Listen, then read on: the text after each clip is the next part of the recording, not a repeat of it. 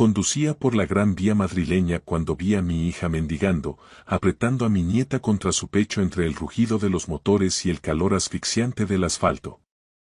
Sus ojos, cargados de un terror que no reconocí, me suplicaron en un susurro. Papá, vete, por favor. Nos están vigilando.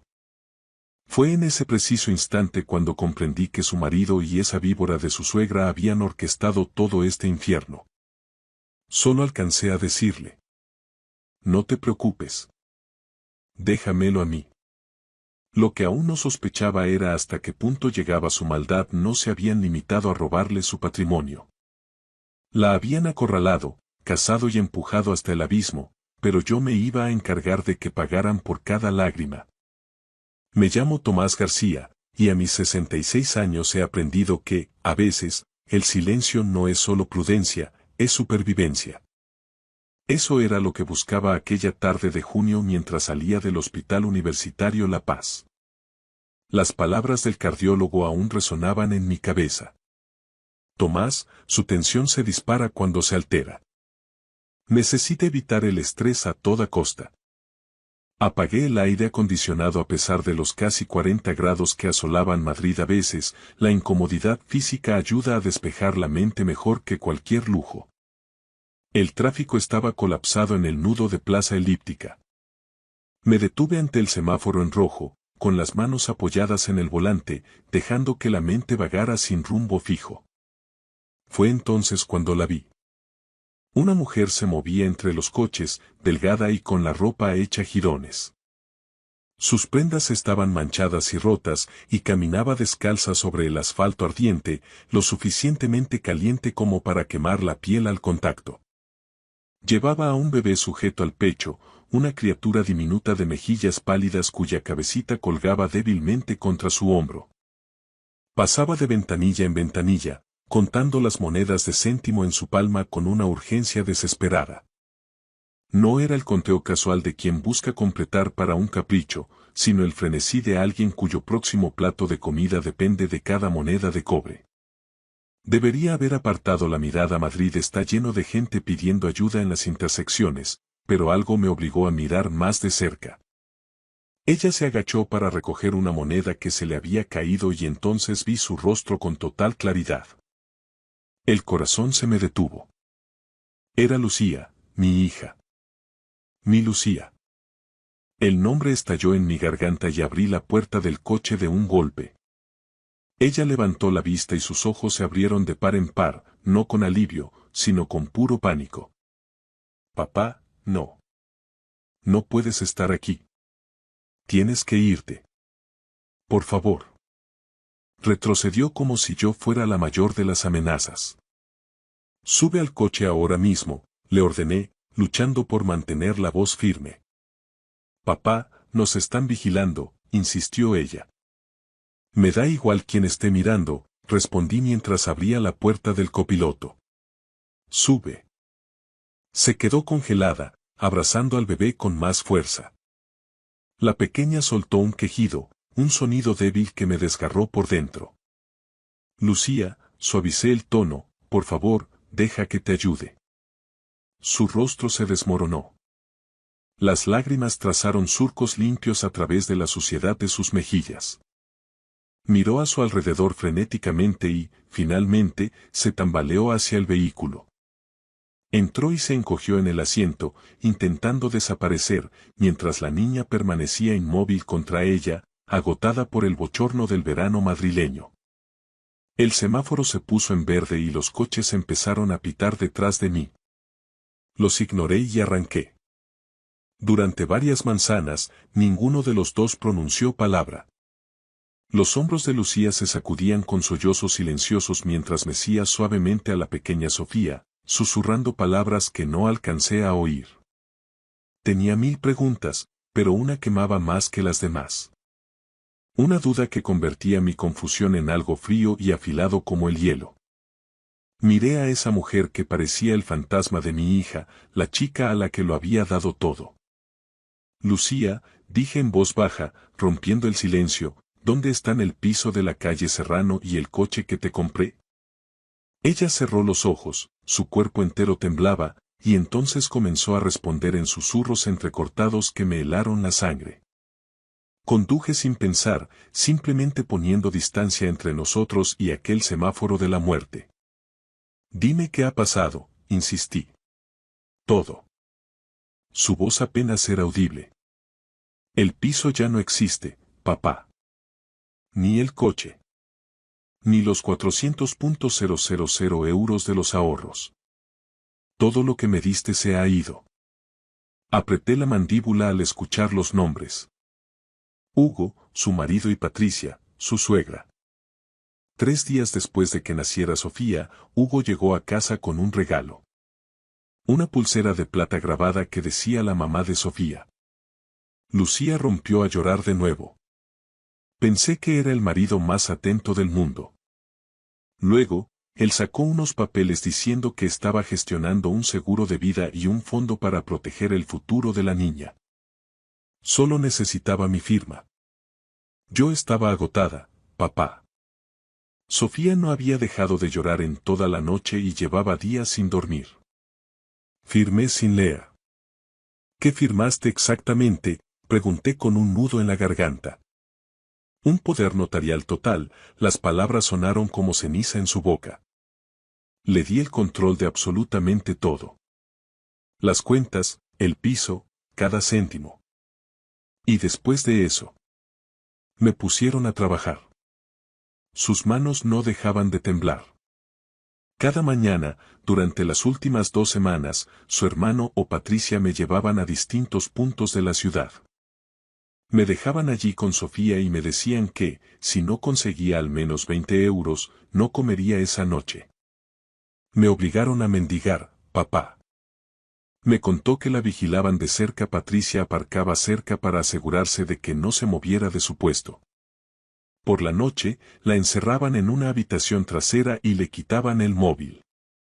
Dijeron que si intentaba contactar contigo, me quitarían a Sofía y no la volvería a ver jamás. Tuve que detener el coche a un lado de la carretera. Las manos me temblaban demasiado para seguir conduciendo. ¿Por qué no escapaste a buscar ayuda?, pregunté con el corazón encogido. Porque me dijeron que te daría un infarto si aparecía así, dijo entre nuevas lágrimas. Me recordaron que tienes 66 años y la tensión alta. Que el disgusto te mataría. Pero esa no es la única razón, papá. Tenía demasiada vergüenza. Me lo advertiste sobre Hugo, ¿te acuerdas? Recordé perfectamente aquel día hace 2 años, cuando me lo presentó. No me fío de él, Lucía, le dije entonces. Y ella me llamó paranoico. Incluso el día de la boda, mientras la acompañaba al altar, le susurré que no era tarde para echarse atrás. Ella sonrió como si yo me preocupara por nada. Tenías razón sobre él, sollozó, viste a través de él desde el principio y yo te herí por defenderlo. Me giré para mirarla de frente. Te enamoraste, Lucía. Eso no es un delito. He perdido todo lo que me diste, se lamentó ella. No me importa el piso, ni el coche, ni el dinero, dije agarrando su mano con fuerza. Estás viva. Sofía está viva. Eso es lo único que cuenta. Y te juro que voy a arreglar esto. Arranqué de nuevo con un destino claro. Un pequeño hostal de carretera cerca de la Sierra de Guadarrama, propiedad de un viejo amigo llamado Enrique. No era nada lujoso, pero Enrique sabía mantener la boca cerrada. Al vernos llegar, le bastó una mirada a Lucía y a la niña para entregarme las llaves sin hacer una sola pregunta. Nos trajo agua y toallas limpias antes de desaparecer. Lucía se dejó caer en la cama, todavía abrazada a Sofía, que finalmente se relajó con el aire fresco. Me quedé junto a la ventana, vigilando el aparcamiento. Mi mente ya estaba trazando planes, movimientos, pasos a seguir. Esa noche, por fin, estaban a salvo, pero sabía que Hugo no dejaría de buscarlas. Aquella primera noche en el hostal de Enrique, no pegué ojo. Me senté en una silla junto a la puerta, vigilando el parking a través de una rendija en las cortinas, mientras Lucía y Sofía por fin descansaban en la cama a mi espalda. Cada par de faros que pasaba por la carretera hacía que mi pulso se acelerara. El amanecer llegó con el calor de la sierra empezando a apretar. Dejé a Lucía durmiendo y conduje hasta un Carrefour cercano para comprar lo básico. Leche de fórmula, pañales, ropa limpia y artículos de aseo. Cuando regresé, Lucía ya estaba despierta alimentando a Sofía con un biberón que Enrique había conseguido de algún sitio. Gracias, papá, me dijo en voz baja. Yo solo asentí, las palabras sobraban en ese momento. El segundo día transcurrió en una calma tensa. Lucía se duchó por primera vez en semanas. Yo cuidaba de Sofía mientras ella dormía. Después la pequeña por fin parecía tranquila, el rojo de sus mejillas por el sol había desaparecido y su respiración era suave. Pasé esas horas pensando y planeando. Hugo tenía dinero, contactos y, evidentemente, ninguna conciencia. No podía limitarme a esconder a Lucía y esperar que se rindiera. Tipos como él no se rinden, escalan el conflicto. Necesitaba ayuda real. Un abogado, quizás un investigador privado, gente que entendiera cómo luchar en este tipo de guerras. Pero primero, debía llevarlas a un lugar más seguro. El tercer día empezó igual de tranquilo, hasta que alguien llamó a la puerta. 3 golpes secos.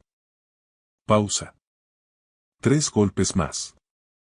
Lucía palideció al instante. Papá, susurró. Le hice una señal para que guardara silencio. Los golpes volvieron, más fuertes, y luego una voz melosa y artificialmente amable me hizo revolver el estómago. Sr. García, me llamo Borja. Vengo de parte de Hugo Santillana. Ha habido un malentendido familiar y nos gustaría hablar para solucionarlo. Me acerqué a la puerta sin abrirla. No hay nada de qué hablar. Caballero, entiendo que las emociones estén a flor de piel, pero Lucía es la esposa de Hugo y Sofía es su hija. Si usted las está reteniendo contra su voluntad, eso podría considerarse interferencia en la custodia e incluso secuestro. ¿Custodia? La rabia me quemaba el pecho, pero mantuve la voz nivelada. Hugo las echó a la calle. Esa no es la versión de Hugo, señor. El tono amigable de Borja se desvaneció. Él dice que Lucía se fue voluntariamente, abandonando el hogar familiar. Está muy preocupado por el bienestar de la niña, especialmente después de saber que Lucía ha sido vista pidiendo limosna por las calles de Madrid. Apreté el pomo de la puerta hasta que me dolieron los nudillos. Esto es lo que va a pasar, dije con frialdad. Te vas a marchar ahora mismo. Le vas a decir a Hugo que Lucía y Sofía están a salvo. Y le vas a decir que, si vuelve a acercarse a ellas, se arrepentirá el resto de su vida. Borja soltó una carcajada desagradable. Señor García, usted es un hombre mayor con problemas de corazón. Hugo tiene recursos, bufetes de abogados en la Castellana y contactos. Puede hacer que esto sea muy difícil para usted. Vete de mi propiedad. Esto no es su propiedad, es un hostal. Volveremos a encontrarlas, y la próxima vez puede que no seamos tan educados. Oí sus pasos alejarse y el motor de un coche arrancar. Lucía estaba detrás de mí, temblando con Sofía en brazos. ¿Saben dónde estamos?, susurró. No por mucho tiempo, respondí. Llamé a Enrique y en 15 minutos nos ayudó a salir por una puerta trasera, asegurándome que diría a cualquiera que preguntara que nos habíamos marchado hacía días. Mientras subía a Lucía y a la pequeña al coche, mi mente ya trabajaba en el siguiente paso. Hugo nos había encontrado por suerte o por persistencia, y volvería a hacerlo si seguíamos huyendo. Tenía que dejar de correr y empezar a atacar, pero no podía hacerlo solo.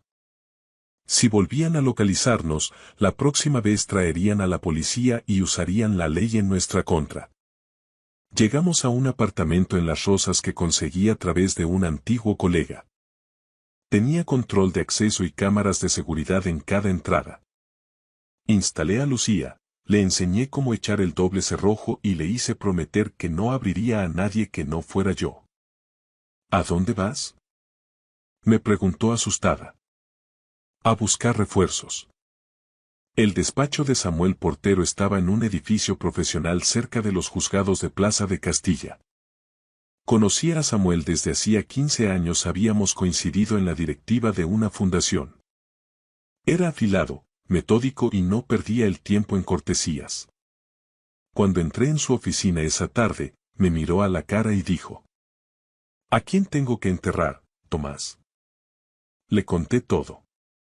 Escuchó sin interrumpir, tomando notas con una caligrafía impecable. Cuando terminé, se reclinó en su silla. Necesitas más que un abogado, Tomás. Necesitas un investigador. Cogió el teléfono. Carlos Merino. Es el mejor perito judicial financiero que conozco. Si Hugo movió ese dinero, Carlos encontrará el rastro. 20 minutos después, Carlos entró en el despacho. Un hombre de unos 50 años, de pelo cano y ojos que no pasaban nada por alto. Samuel le dio la versión resumida. Carlos asintió lentamente. 400.000 euros no desaparecen sin dejar huella. Transferencias, registros de salida, cambios de titularidad.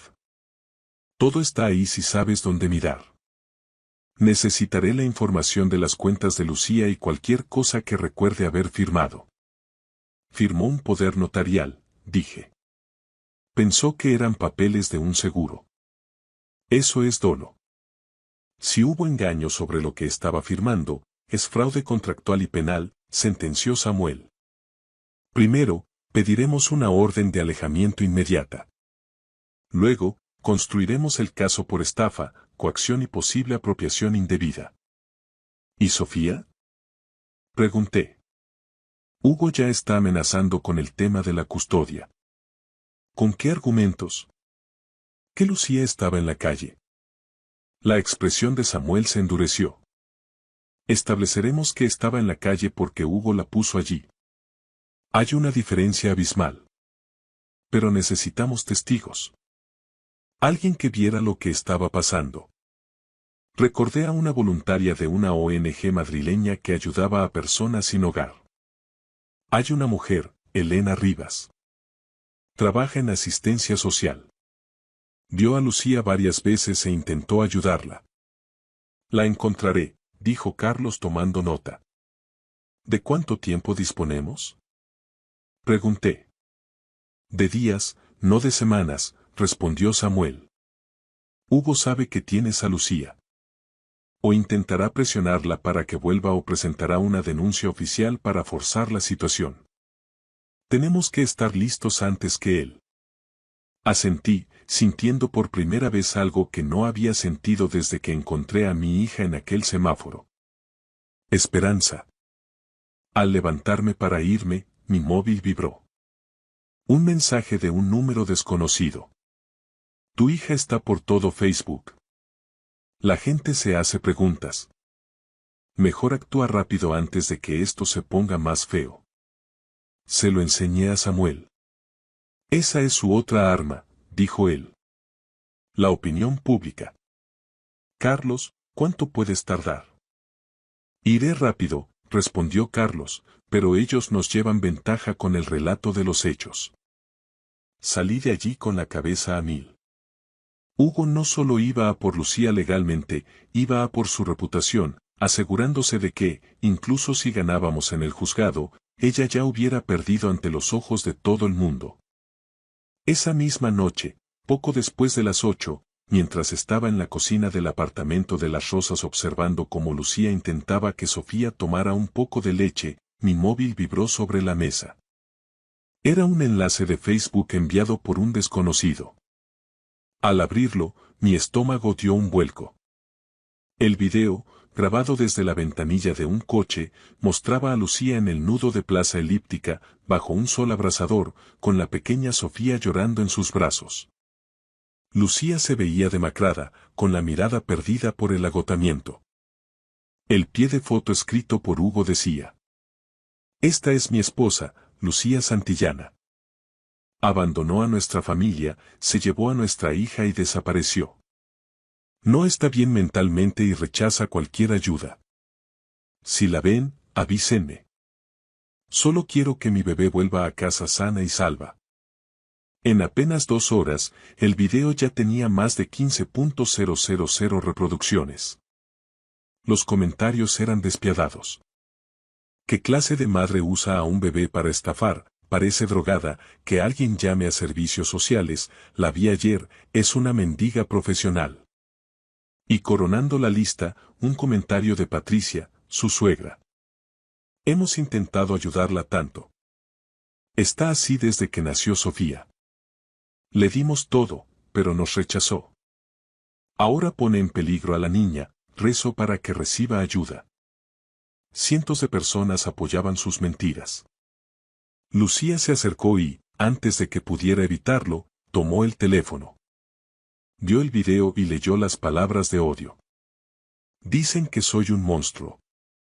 Que uso a mi hija por dinero, susurró con la voz rota antes de romper a llorar desconsoladamente.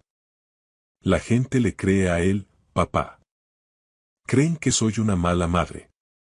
Llamé a Samuel de inmediato.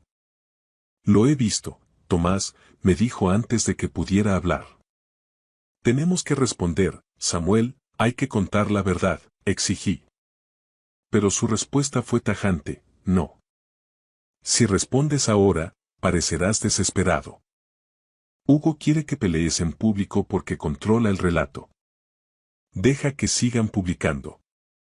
Cada mentira de Patricia y cada post de Hugo son pruebas de su coordinación. Deja que piensen que están ganando. Cuando llegue el momento de ir a juicio, usaremos sus propias palabras para enterrarlos.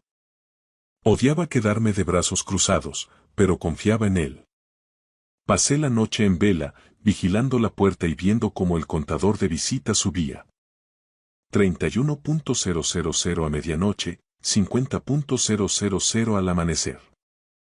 Sabía que el siguiente movimiento de Hugo no sería digital, vendría en persona. Y así fue. A las 9 de la noche siguiente, 3 golpes secos resonaron en la puerta. Miré por la mirilla.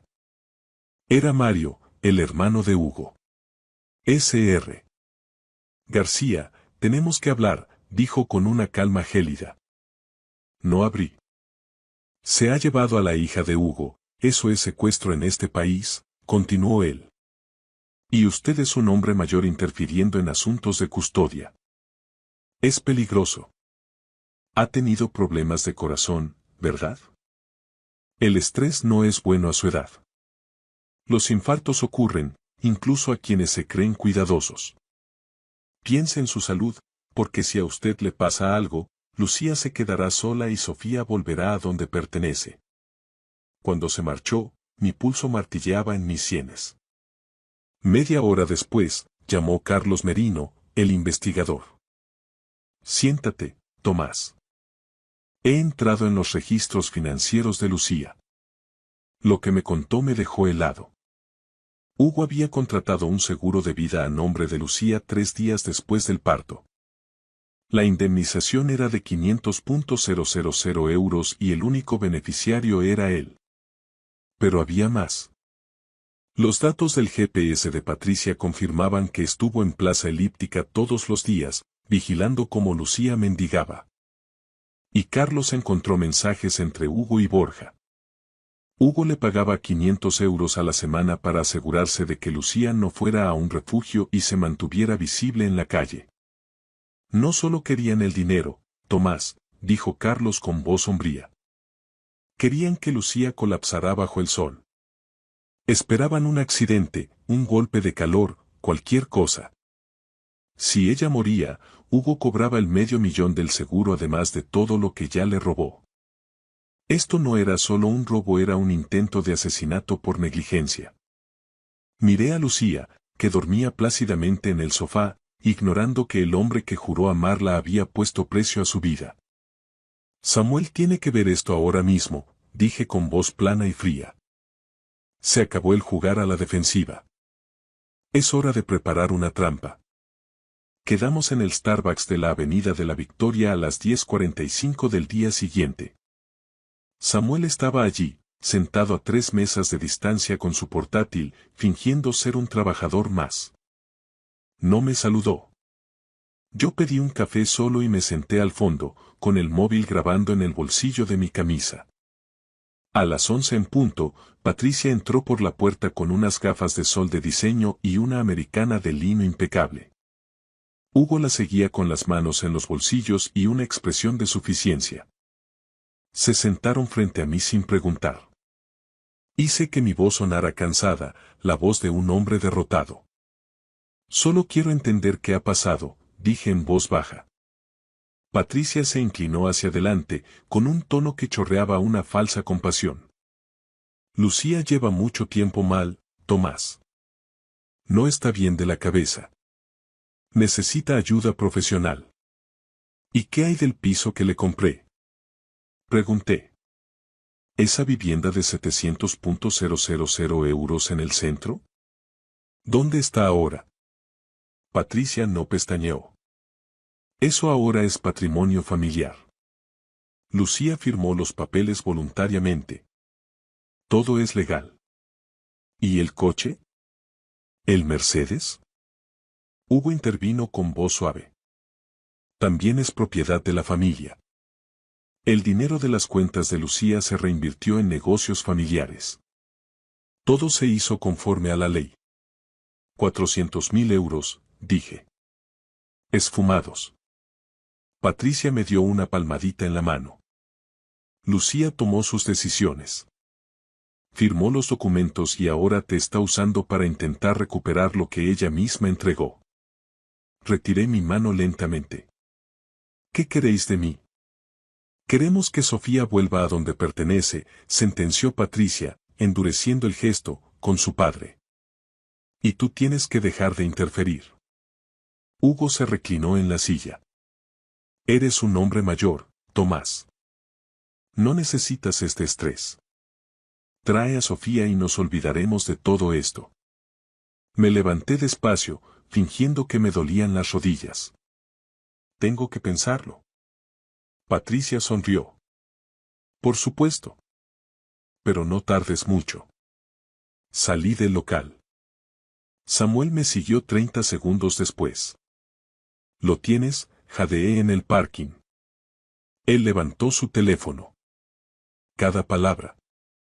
Patricia admitiendo que el piso es patrimonio familiar y Hugo reconociendo el uso de los 400.000 euros. Todo. En ese momento, mi móvil vibró. Era un mensaje de Carlos. Elena Rivas está lista para testificar. Tiene fotos de Patricia vigilando a Lucía en la calle. Y hay una cosa más sobre Mario, el hermano. Llámame. Miré a Samuel. Tenemos suficiente. Es hora de que rindan cuentas. A través del cristal del Starbucks, vi a Patricia y a Hugo riéndose. No tenían ni idea de que el mundo que habían construido sobre el sufrimiento de mi hija estaba a punto de desmoronarse. El mensaje de Carlos sobre Mario sugería una última verdad oscura, pero eso tendría que esperar hasta que nos enfrentáramos a Hugo por última vez. El día 11, Hugo Santillana entró en el despacho de Samuel a las 14 en punto. Vestía un traje a medida y mantenía una confianza absoluta. Miró a Samuel, a Carlos y a mí, y sonrió. Caballeros, dijo sentándose, me alegra que por fin podamos hablar como personas civilizadas. Samuel no le devolvió la sonrisa. Abrió su portátil y lo giró hacia él. No estamos aquí para hablar. Estamos aquí para mostrarte lo que tenemos. Le dio al play. La voz de Patricia llenó la sala. Eso ahora es patrimonio familiar. Todo es legal. Luego, la voz de Hugo. El dinero se reinvirtió en negocios familiares. La sonrisa de Hugo se congeló. Nos habéis grabado. Lo hemos hecho, dijo Samuel. Y eso es solo el principio. Carlos dio un paso adelante y puso varios documentos sobre la mesa. Registros bancarios. 400.000 euros transferidos de la cuenta de Lucía 3 días después de que firmara lo que ella creía que era un seguro. Sin autorización real. Solo desaparecieron. Lucía me dio acceso, balbuceó Hugo. No, replicó Carlos. Firmó un poder notarial que camuflaste como un seguro de vida, y tu hermano Mario falsificó su firma 7 veces en las escrituras del piso, en el título del coche y en formularios bancarios. Eso es fraude, falsedad documental y usurpación de identidad. Hugo palideció. Carlos sacó otra carpeta. Seguro de vida de 500.000 euros, solicitado 3 días después del nacimiento de Sofía. Beneficiario. Hugo Santillana al 100%. Patricia estuvo en Plaza Elíptica cada día durante 2 semanas vigilando a Lucía mientras mendigaba. Tenemos los mensajes entre tú y Borja. Le pagabas 500 euros a la semana para mantener a Lucía en la calle. No solo le estabas robando, Hugo. Estabas esperando a que muriera. La habitación se quedó en un silencio sepulcral. Hugo apretó los reposabrazos de la silla. Esto es. Estáis tergiversando todo. El seguro era por la seguridad de la familia. Entonces, ¿por qué el beneficiario eres solo tú? Preguntó Samuel. Ni Sofía, ni Lucía. Solo tú. Hugo abrió la boca, pero no salió ningún sonido. Samuel deslizó un último documento. Hemos presentado la demanda esta mañana. Estafa civil, robo y conspiración. También vamos a dar traslado a la Fiscalía para que inicie acciones penales. He conseguido el bloqueo preventivo de todos tus activos. El piso, el coche, las cuentas. Todo. Hugo se levantó rápido. Podemos arreglarlo. Devolveré el dinero. Podemos llegar a un acuerdo. Demasiado tarde, dije yo, levantándome y poniéndome frente a él. Intentaste borrar a mi hija. Robaste todo lo que le di. La obligaste a mendigar a 40 grados con un bebé. Pagaste a gente para verla sufrir. Hiciste un seguro de vida sobre ella como si fuera una inversión. Estás acabado. Hugo miró a su alrededor una última vez, derrotado, y salió del despacho con las manos temblando. Samuel suspiró y me miró. No ha terminado del todo, Tomás, pero acabamos de ganar la batalla más importante. Miré por la ventana. Abajo, en la calle, Hugo caminaba hacia su coche con los hombros hundidos. Por primera vez en 2 semanas, pude respirar. Pasaron 6 meses desde aquel enfrentamiento en el despacho de Samuel. Madrid lucía diferente bajo las luces de Navidad, mucho más acogedora que bajo el sol inclemente de junio. Me encontraba en el salón del nuevo piso de Lucía, en una zona tranquila de Majadahonda, viendo cómo Sofía gateaba por la alfombra persiguiendo las luces del árbol. La batalla legal fue feroz, pero las pruebas que Carlos Merino reunió eran irrefutables. Hugo Santillana y su hermano Mario fueron procesados por estafa agravada y falsedad documental. El juez dictó una sentencia ejemplar. Hugo fue condenado a 5 años de prisión y Mario a 3. Pero lo más importante fue que el tribunal declaró nulo el poder notarial por haber sido obtenido mediante dolo y coacción. Lucía recuperó la titularidad del piso de la calle Serrano, aunque decidió venderlo de inmediato. Demasiados fantasmas, papá, me dijo. Con el dinero de la venta y los 400.000 euros recuperados de las cuentas que Hugo había intentado ocultar, empezó de cero. Patricia, la suegra, no terminó en la cárcel debido a su edad, pero fue condenada a pagar una indemnización astronómica y tiene una orden de alejamiento permanente tanto de Lucía como de Sofía. El video que subieron a Facebook se convirtió en su propia tumba social. Ahora todo el mundo conocía su verdadera cara. Esa noche, mientras cenábamos, Lucía me miró con una serenidad que no le veía desde hacía años.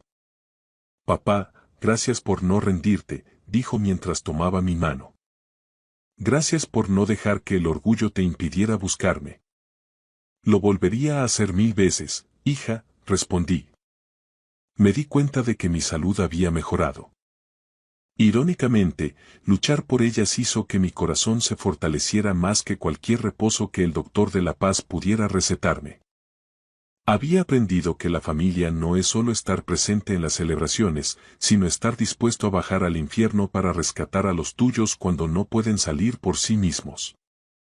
A veces, cuando paso por un semáforo en rojo, cierro los ojos un segundo y doy gracias a Dios por ese atasco en Plaza Elíptica.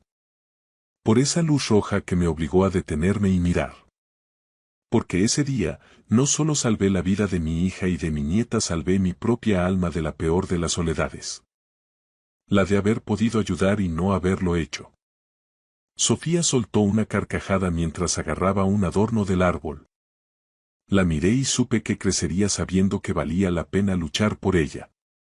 Y yo, Tomás García, estaré aquí para recordárselo siempre que sea necesario. Gracias por escuchar mi historia hasta el final. Si resonó contigo, dale like, escribe en los comentarios qué fue lo que más te tocó y no olvides decir de dónde eres.